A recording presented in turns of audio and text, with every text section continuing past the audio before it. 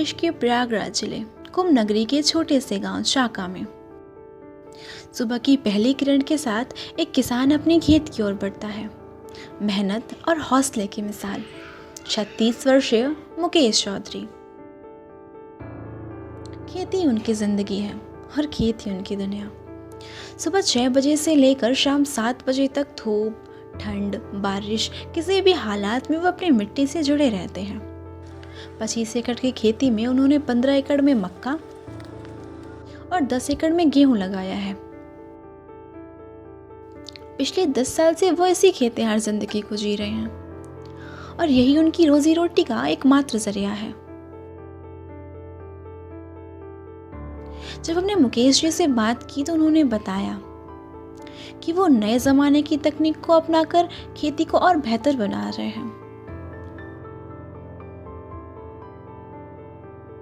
वे zero टीजल तकनीक का इस्तेमाल कर रहे हैं, जिससे बीज और उर्वरक एक साथ समान मात्रा में मिट्टी में जाते हैं। इससे उत्पादन भी बढ़ता है और मेहनत भी कम लगती है।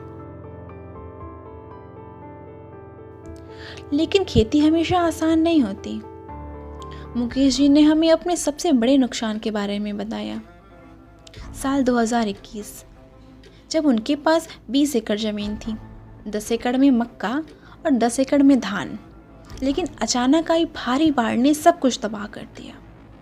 उनकी पूरी फसल बर्बाद हो गई और शून्य आय दर्ज हुई। ये किसान के लिए किसी बुरे सपने से कम नहीं था। लेकिन मुकेश चौधरी ने हार नहीं मानी। उन्होंने ठान लिया कि वे और मजबूती से खड़े होंगे। उस घटना के बाद उन्होंने खेती का दायरा बढ़ा लिया। अब वे 25 एकड़ से भी ज्यादा जमीन पर खेती कर रहे हैं।